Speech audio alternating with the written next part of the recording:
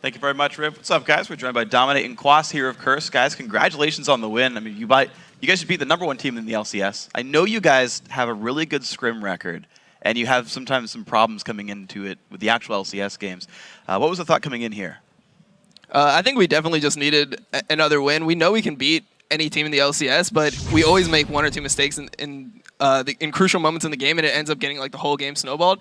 So we really decided to focus on not making mistakes, making clear calls, and all being more communicative. Because yesterday we had that situation at Dragon where we were talking about, oh, what can we possibly do here? And we're like, sack it. But we didn't really like all get on board with it. So it was like, oh, the Dragon is now Half-Life. Oh, maybe we can go in. And we knew it was going to be 4v5. And then once it happened, we just felt so stupid. It's like we know it's going to happen, and then it happens at LCS almost every single time. So it was more just keep a clear mind and just try to follow through when you're ahead. It's really interesting how you bring that up because there was such a similar situation in this game. When the Dragon got stolen away, and then you guys pushed up mid lane. If we can actually pull this clip up on the on the screen, can you kind of talk us through which mistakes were made in this fight? Quas, you can handle this. I don't really know. So we're trying to get the turret. We're gonna go stand. We've called to focus her, and she gets a Lulu ultimate, which makes her really tanky. And then after this, Jinx gets a reset. They start chasing us down. I think we overcommitted on the Morgana kill instead of finishing the turret and trying to get out. We didn't consider Lulu giving Morgana so much effective health, and she couldn't make it out. Because it honestly looked like after that, when they took 2 turrets, like it had happened again. How did you guys mentally recover from it this time in this match? I would say we were just like focused. We knew what we had to do. We knew that we had to. We shouldn't let that worry us. We know we have a really strong team comp, and we can win fights if we get the right Yasuo Qs on like the backline. So we're just focused on what to do next, and we didn't let that get to us. You know, it seems like you guys definitely kind of had your plan going in. What sort of was the overall plan of this game with your team? When you look at this game, it's kind of like we're on even terms the entire game. We don't have a distinct advantage either early or mid, and neither do they. It just kind of is go with the flow of the game, contest dragons if we can, and then look to get to that late game where Yasuo Kayle is extremely strong. And it seems like you guys really got there. I actually want to talk to you about Kayle, because we're seeing Kayle top a bit more. She's not one of these standard tanky top laner guys. We're seeing the mages more often. Yeah. Could you take some time to sort of contrast what the more magey tops bring compared to the tanky ones? Yeah, so well, this matchup was a mid lane matchup. It was Lulu Kayle top, like So it's really funny how top lane has turned into like a mid lane duel. But yeah, pretty much since those champions have a lot of pressure on the melee champions, like you see like Shyvana, Renekton, they can bully them. So that's a plus in 1v1 scenario. In a 2v1 scenario, it means that even if they're behind, they have a lot of crowd control and a lot of utility to bring to the team. So if you're behind on Kayle, you can ulti a carry that's really fed. So you're providing utility to the team, even if you're behind. And then you have time to recover and then be a late game force to be reckoned with. Do you stay ahead in the 1v1 the entire time, or is there a point where it's like Shyvana's got a Sunfire and a Randuin, and it's like you have to like respect the champ now? No, you pretty much stay ahead of the Shyvana. It puts a lot of pressure on the map and requires the jungler to come to your lane, and that relieves a lot of pressure on the rest of the map, so it's pretty good. Yeah, and speaking of the late game power you guys probably had in this game, the Baron fight was a big turning point about 24 minutes into the game. We can pull this one up. Dominate, could you actually just take me through the vision control you guys had in this, and then B, how you're making such decisive calls? So we went...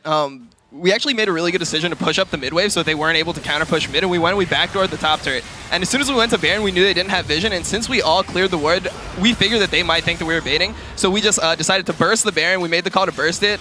I'm happy that Void made that call because I missed the smite earlier this game, so my confidence wasn't like too high in regards to smiting. And then once we get the first kill on the Blanc because she tried to suicide to steal it, we just snowball through a team fight. We're calling, oh, get Lulu, get Lulu. If like I have a knock up in 2 seconds, Void gets an ult, and off that we're able to push a little bit and kind of control the whole game. And it seems like you guys were always very good at being tenacious about these fights and like going for the kills. You guys kept your confidence up throughout the matches. Anytime you're down, like who keeps the spirit up? Is everyone always like ready to go and keep the win, or is it like an emotional leader in the game? I think Void Boy probably has the most emotional leadership qualities when it comes to our games. I know naturally we kind of get a little bit quiet when we're losing, and we won't really talk as much as we do, for example, in scrims, because just the attitude is more serious. And when you mess up at LCS, you just feel terrible. So I think Voyboy's the one that's like, yeah, we can still win. We just need to get to late game. Kayle told me, like, I'll get huge. Like that type of stuff really helps us in game. Do you think it's useful to be a team like TSM or Dignitas where half the members are like super trolly making jokes all the time? Does that like, you think they have like better games because of that?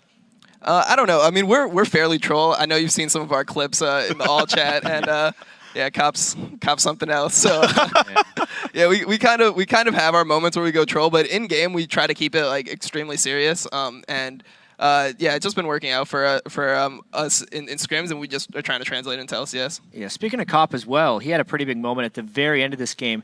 COG was pushing up your middle lane, and about 32 minutes, you guys got the game-winning fight. Actually pulled this one up as well. Boss, I would love it if you could talk me through this one, because you guys had a substantial lead at this point. What were you looking for to close out this game? Yeah, so the plan was I was going to keep pushing top and then TP back behind them. So this is the plan, and we engage the fight. I come behind them. We get a really good ultimate here on the LeBlanc. We burst her down, and then I come to the side, and I just like get my slows off, look to get my ultimate up, but I don't even need it. Like I ulti Void like just to look cool, but it didn't really matter. Like my team just run them down. Yeah, after the LeBlanc pick. Just to make sure nothing could possibly go wrong, you threw the ult on the boy. Yeah. Honestly, though, after so many games you guys were winning or with a chance to win in the mid game and so many won scrims, how does it really feel to finally like actually have a mistake in the mid game and then recover and still win fast anyways?